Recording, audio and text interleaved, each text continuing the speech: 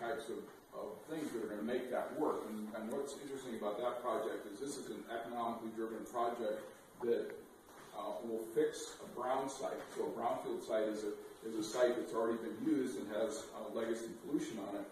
The economic development that will help clean up the legacy pollution that was left there by GP when they left. They're right now starting to deal with some of the mercury contamination or dioxins, there's all sorts of things. So it's a nice model to use the economic development of that to clean up historic problems so it won't be a problem in the future.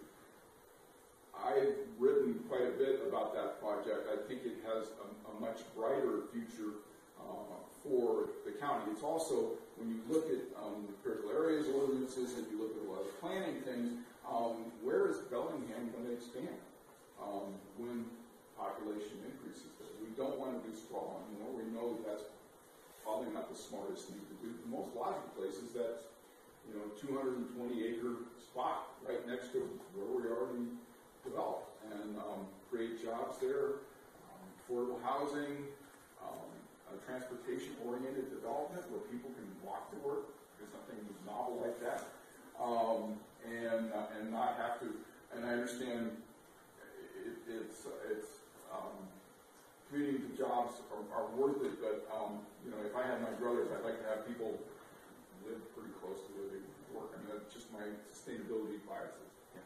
Sir, do you have any figures on the amount of existing oil tanker traffic in the Strait of Wanda coming to Anacortes and Cherry Point? We're looking at that. There's a model that's a safety model that's being put together because that's changing. Because there have been, the coal exports have increased 800% out of BC. At this point, we had some old figures, but they're not current anymore, and we're trying to figure that out. It's not super narrow, but it's not also it's super been wide. my understanding the last half dozen or 10 years that the pilot boats stationed out at Clallam Bay or Port Angeles to help protect from an oil spill, helping these large ships come in. It used to be 225,000 tons, and I believe there was a 325,000 tons. And what I've been reading by the people who have been writing in the letters to the editor and the others is that these ships that they will be taking coal over to China and, as your illustration, burning bunker fuel, are the largest in the world. Yeah. And in addition, at the same time, the Canadian, the Alberta coal sands people are trying to export giant ships, competing giant ships there. So we've essentially got nothing but a causeway here of oil coming in, tar sands, and coal going out. We've been sitting here for, an hour? Already 2 trains have gone by. Many of us residents here are sitting at the crossings for 10 minutes. Most of us with our engines running, waiting to get by. I was in Sonoma, on Saturday, same thing, along an agricultural field with a ditch next to the train, crops planted, wildlife, frogs, herons, and fish. As a big picture, you take the box of matches, blow the whole thing up, it's a big mess. Although we're sitting here talking about taking one match out, kind of stuff.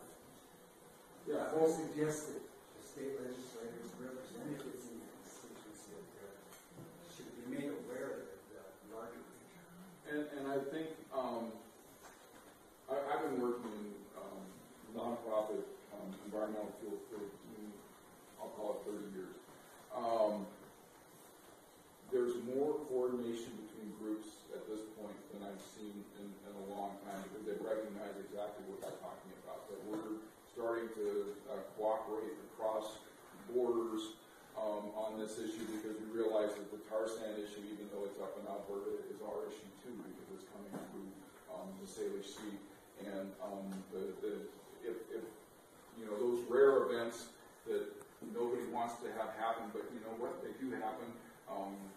Deepwater Horizon, Exxon Valdez, all those sorts of things. About every 20 years, one of those big environmental disasters relating to fossil fuels is visited upon us. I think we're getting to a point where it's like, enough. And I think it's encouraging, but it's also, a huge challenge because the very people who were fighting on this issue were extremely powerful and have a lot of money, you know, because they, you know, made this. I mean, it's funny. I was reading this. Peabody Coal just signed a contract with the Chinese government to mine coal in the Gobi Desert. It's a bigger contract than they have in the Powder River Basin there, and their challenge was that they're cash rich at this point. They've made so much money, they have to find places to invest in the future. I mean, I'm thinking there's not too many people in this room who are in that same position.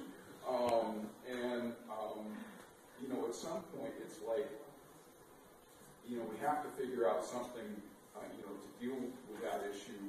And I think a lot of it has to do with, you know, us giving permission for them to continue what they're doing that damages us, damages our quality of life. I mean, even Goldman Sachs, you know, they just transferred 1,000 jobs from the U.S. to Singapore because their investments in China are growing. You know, are we really expecting them to act in our best interests on these things? I don't think that's the case. They're not to be trusted. It's not the bottom line. Yeah. Excuse me. Thanks, Bob. And I was hoping we could get Ginny in to give her presentation. People have other questions. Maybe we can ask them. Well, and I'll be around. I mean, yeah. I'm not running away, and as you pointed out, I'm sure to drive up the way. Thanks a lot.